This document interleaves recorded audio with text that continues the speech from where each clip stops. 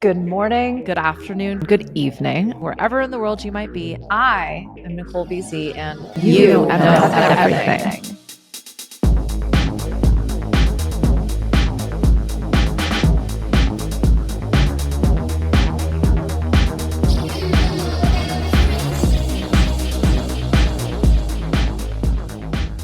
Hey, y'all. Hey there. How's you doing? I've been doing lots of talking today, which was the intention. Gosh, my hair. Okay, the girls out there will feel me. I get my hair did next week. And so it's, it's kind of at that stage where there's just not a lot I can do. For those of you listening, this affects you none. So this podcast was inspired by one of my clients. No surprise there, but it's funny because I actually put this in my newsletter first, and then I got a lot of response to it. And so I figured, let's tease this one out. And this is something I think about often. And it is the concept of a career. Now, I have worked for myself forever. Now, does that mean I've never had a job? No. I have definitely picked up a handful of different employment engagements throughout my career. But as I look back over the last, 30 years of working, wow, just did that. Quick maths. And it was a little wow. It's varied. And I made a list of all of the things I could remember doing. I did not count them. It was 3 columns in my newsletter. And it's everything from ice cream parlor server to recording studio engineer to yoga instructor to caretaker, so on and so forth, right? And most people reflect back at me that they think I have some type of impactful work, or they're like, we literally have no idea where you are, let alone what you do. Could not even begin to take a guess at it. And both of those things are fine. But one of my clients who is on the older end of the spectrum, I think he's got about 20 years on me. We've been working with each other now for, I want to say like 4 years. And he has started, I think, 3 different businesses since the time that we've been working with each other. He's a seasoned professional. Obviously, he's got some experience behind his time. And he said to me, this would have been probably about a month ago in session, I don't know what I want to be when I grow up, but I continually keep looking. And I thought it was obviously funny. He was trying to be funny, but it occurred to me that I hear that so often, and it baffles me that people would ever assume like, I know what I want to do. And sure, my little brother is one of those people. He was kind of born knowing what it is that he wanted to do. And he's just been working at that, got it. Now he continues to work at it. And that's really great for him. That's just never been me. And quite honestly, I think it's very boring and I have my own opinions about it. But I absolutely encourage and support anyone who has that level of clarity. I had the benefit of working with those people, the artists who literally could not do anything else. And lo and behold, they got to be artists. So I get it. I have huge respect for it. In fact, I support it very, very well in the sense that like I am a great beta to your alpha. The point being, I consider myself to be a 21st century business builder. And I think this concept of career is pretty much done and dusted in the 21st century. And I'm going to get into some of the data around that.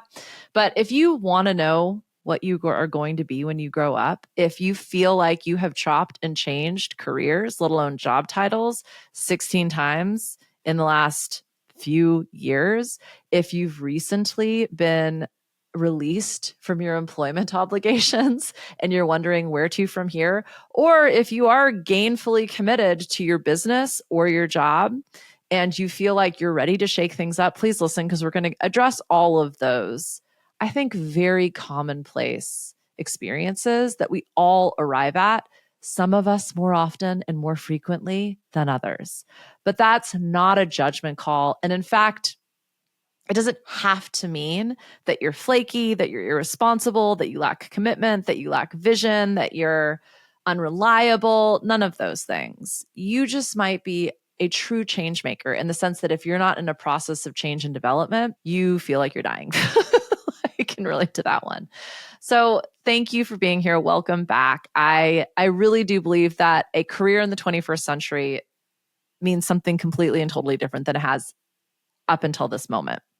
And we live in a time where you're expected to be a software developer, a publicist, a social media guru, a gourmet cook, a fitness expert, and an interior designer, right? And so I think we can blame the economy. We can blame the global political situation. We can blame our privilege. But at the end of the day, most of us have switched jobs, if not careers, a few times, which is truly an anomaly when we look at our history. But yet we're still so attached to this concept of career. And I'm in a new place. I'm engaging in dating, which is something else. But the very first question people ask is, what do you do?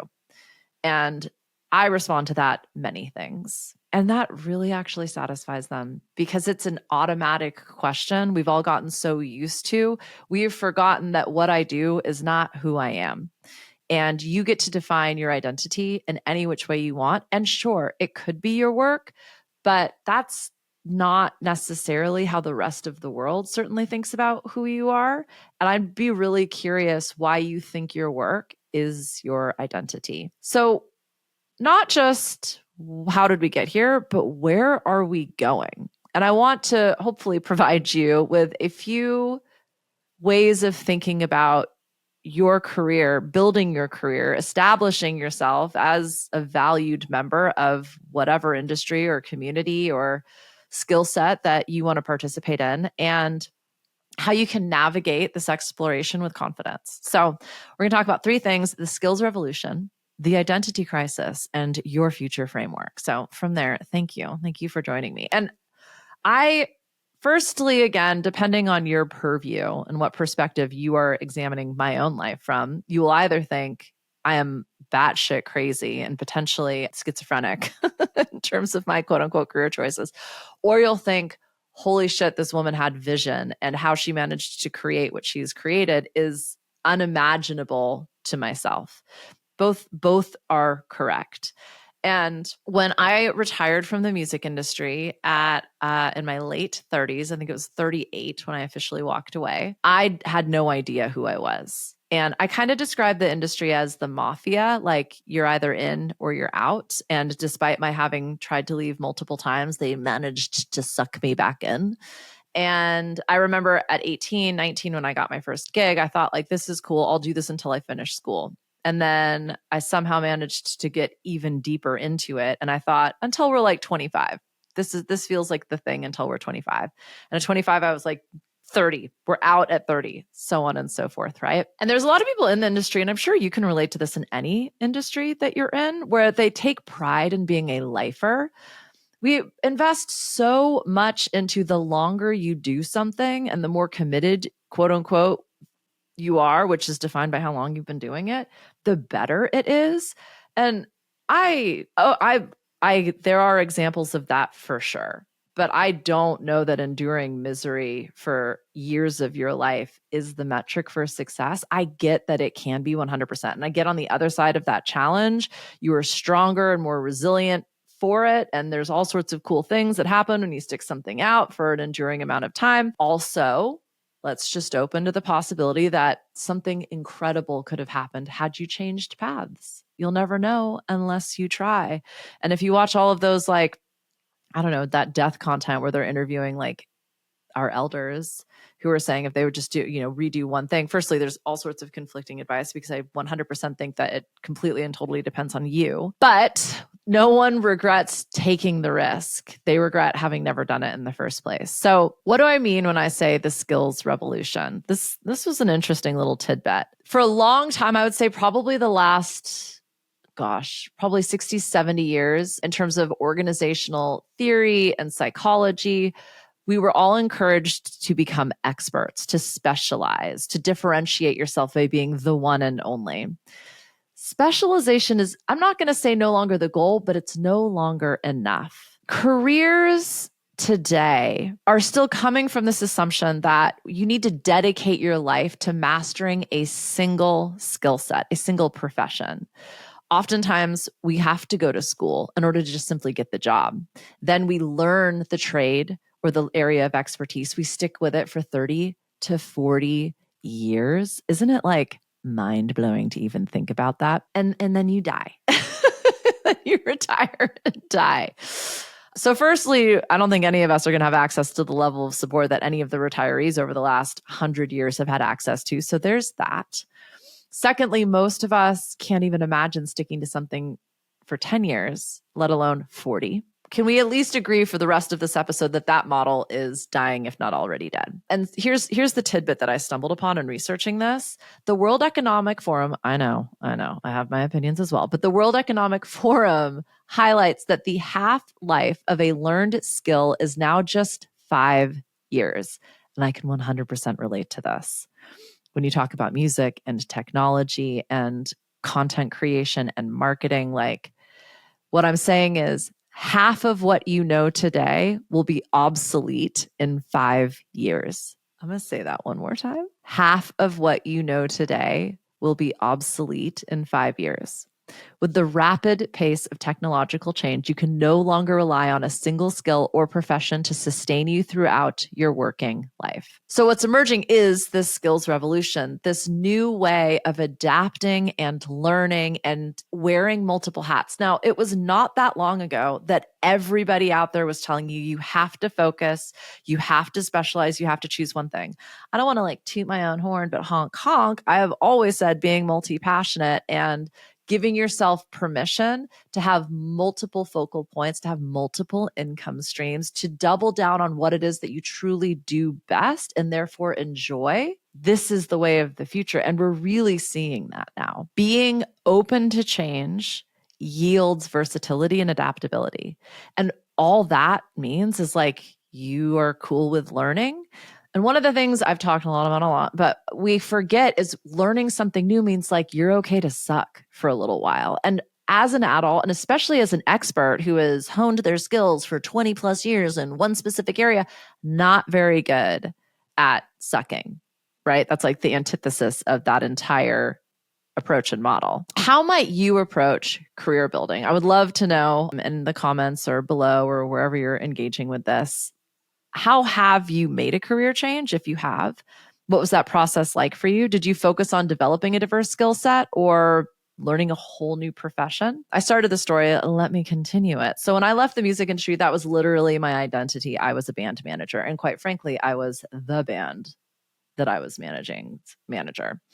And as soon as I left, everybody in LA was like, you can't do anything for us. You are nothing to us anymore. And, you know, the mafia, I had to go into identity protection program. And it was interesting. I had been doing yoga teacher training and I was like, okay, this is it. I'm going to be a yoga teacher trainer or a yoga teacher. And I kind of got myself into this whole like new age spirituality wellness space, of which there is a lot of opportunity in Los Angeles. And in doing that, opened myself up to an opportunity to go back to Colorado. A friend of mine was sick. I wanted to help. The cannabis industry was like in full throttle. What I was really good at was strategy, leadership, communication, bringing disparate parties together to create win-win-wins. There wasn't a lot of leadership in cannabis because it was such a new industry. And a very large company at the time was looking to fill out their C-suite. It had been a family-owned business.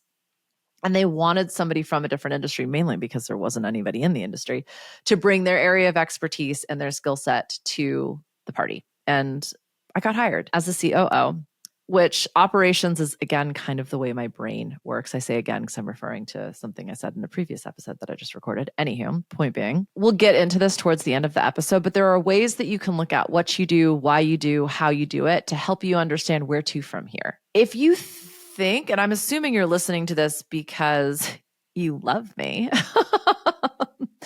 or you're looking to make a shift in your professional commitments. And again, that could be your business, that could be a new business, that could be a new skill set. We don't actually have to define it for this conversation, but we're going to talk about how to kind of approach that. So my theory is we are so invested in the idea of a career because we've used it as our definition of who we are. And when the employment landscape is drastically changing and the business structure and business building is drastically changing, why are we still so tied to this concept of career? And I don't, what we do is not who we are, but this concept limits, it's inherently limiting, right? Like if I am a business coach, firstly, I'm not even an executive coach, which is ultimately actually what I'm doing. It doesn't address any of my Web3 work and my DAO. It doesn't address my property and my investing. It doesn't address my social and familial relationships. It doesn't address how I engage with my community or my environment and my world or my health, or you know what I mean? Like it's so limiting. And unless someone knows what an executive or business coach does or potentially needs one, they're probably not going to give a shit. Or they're like a weirdo like me that's completely fascinated by business and systems and like why people do what they do. But that's a different podcast episode. Here's another challenge that if you don't relate to the inherent limitation in defining yourself as your job title, there's a study done by USC that found that people who identify too strongly with their career are more vulnerable to emotional and to mental distress during periods of unemployment or career transition. So put simply, right now, we just got an unemployment number back from our government that's higher than it's been in a long time. So you don't even need to be stressed out by your job or by the security in your employment, but you will be if you identify as your career in an environment of higher unemployment. So suddenly these external factors are influencing your own sense of safety and security because you think you are your job. So when your identity is tied to a single profession, any disruption in that profession feels like a threat to your very sense of self. But don't worry, my friend, there's always a reframe. When you start to see yourself as more than just your job title, you open up to new possibilities. You're not just a software developer or a social media guru. You are a creative problem solver, a lifelong learner, a leader. This broader sense of identity makes you more adaptable and resilient, not just in today's unpredictable job market, but in general. You are open to this constantly evolving sense of self. And, a lot of my people are very invested in having a growth mindset. Any label limits your growth. And I think I did an episode about that. Maybe we'll link to it. A label is inherently limiting. So what if you defined yourself by, wait for it, what if you defined yourself by your values and your passions instead of your job title?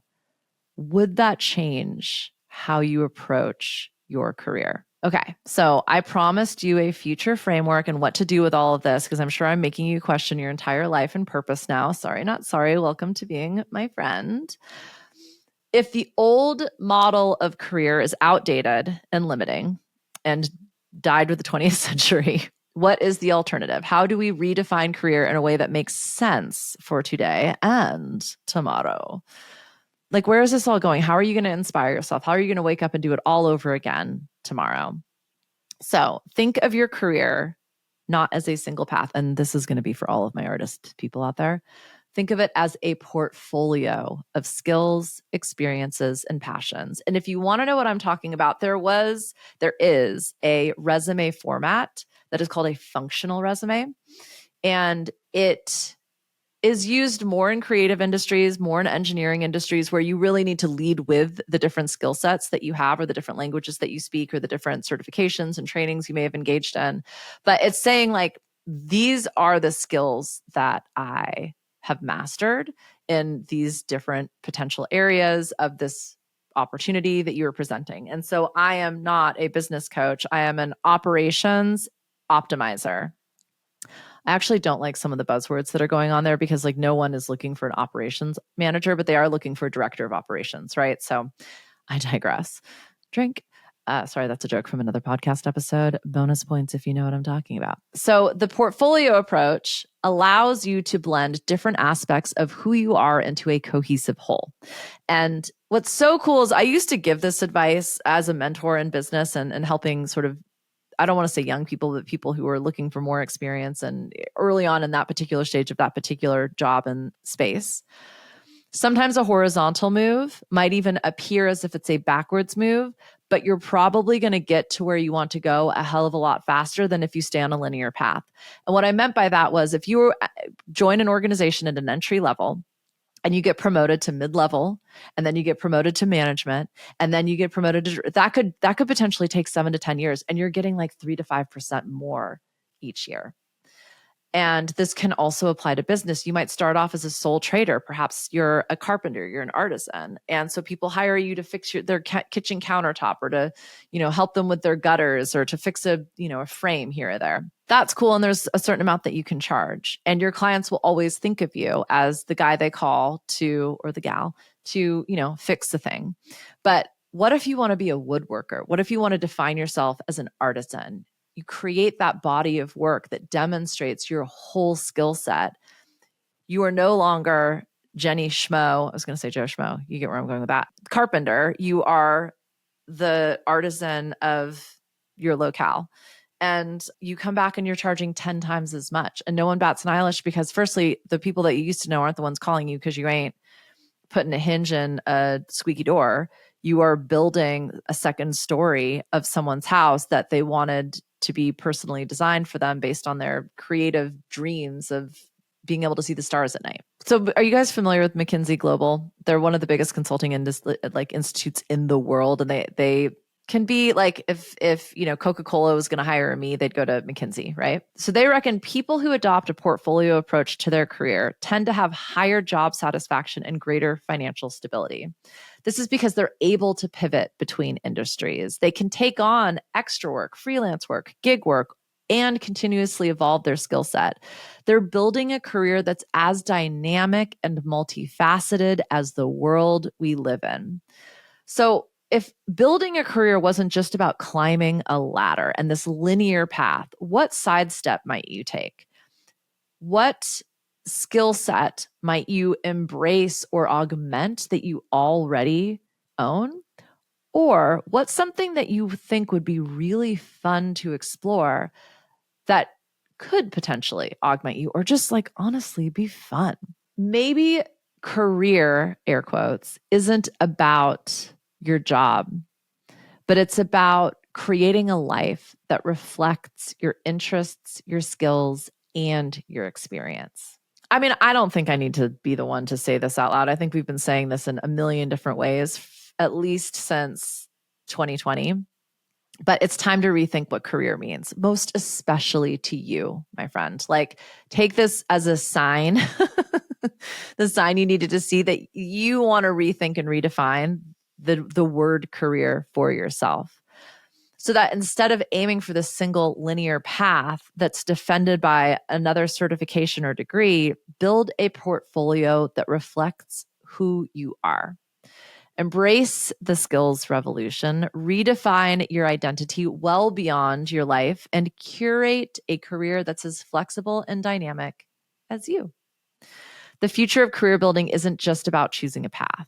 It's about creating your own. Your career isn't just a job title. It's a journey.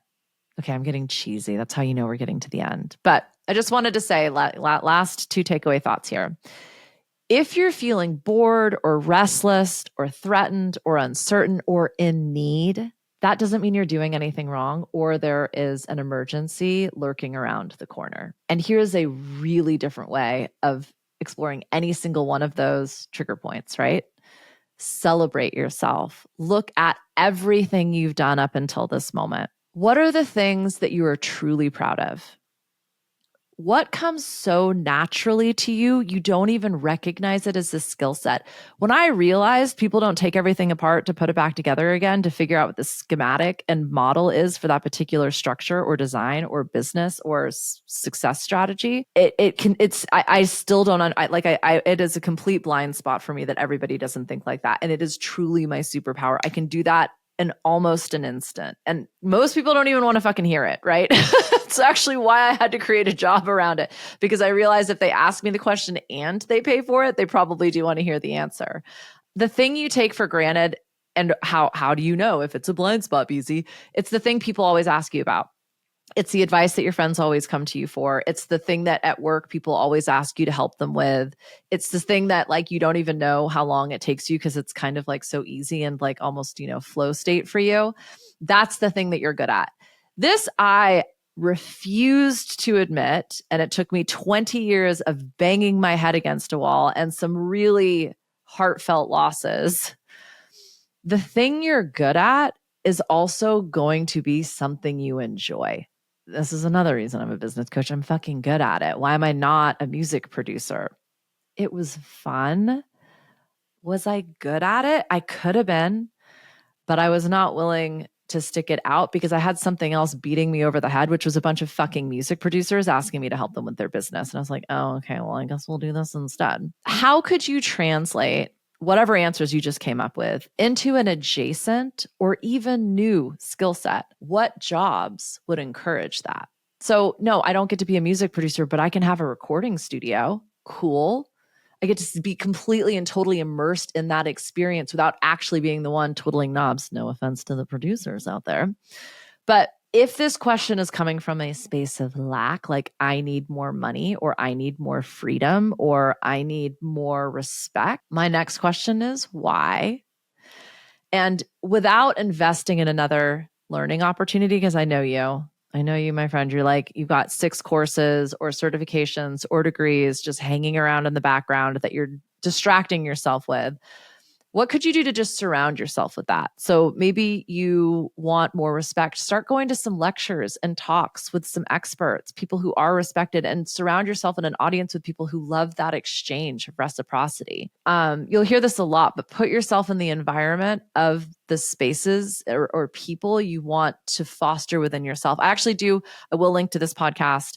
I can't remember what I called it, but Shannon will know about avatar design and character design and leadership development very specifically.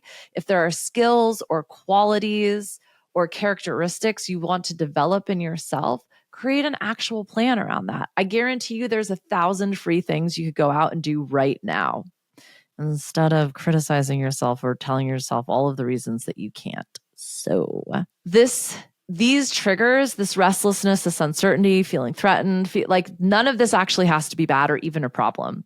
It is simply a threshold. You may have perhaps graduated.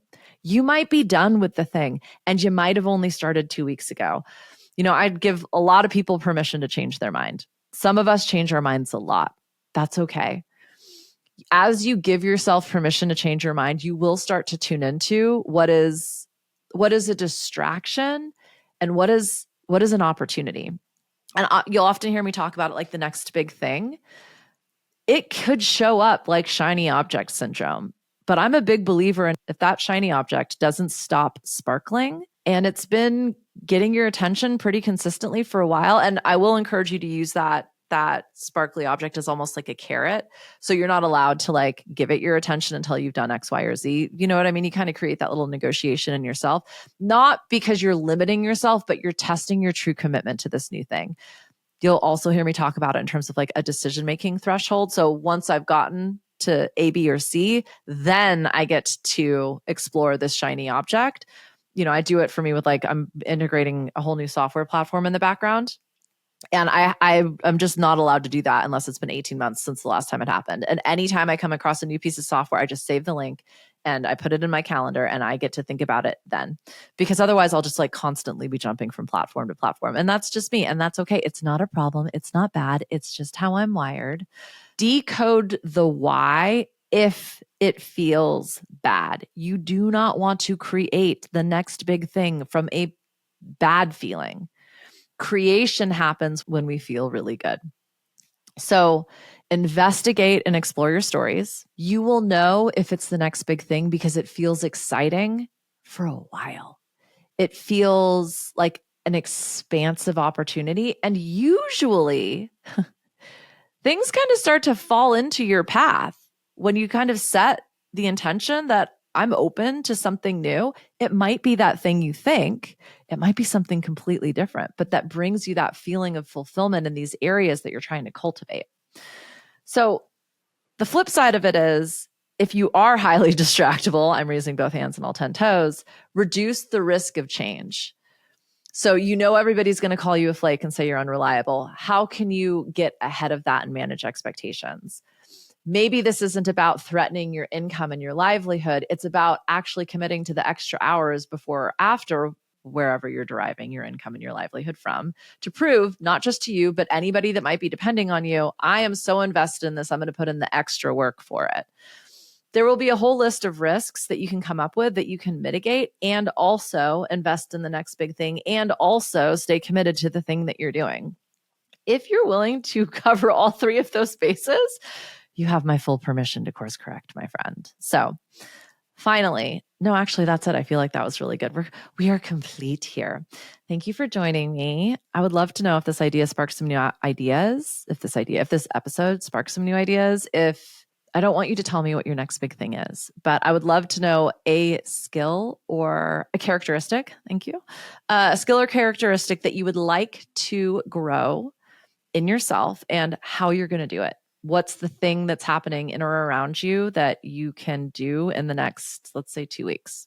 Share. Email me, hello@NicoleBZ.com. I would love to hear from you. I would love to create something for you. If you've got a question or a pondering, as you know, I get all of my content from my conversations, but perhaps we haven't spoken and all you have to do is comment or email or like or share, and I will get your message in the ether and we'll chat more. So thank you again for being here. I do this for you. I love you. And let's keep on keeping on.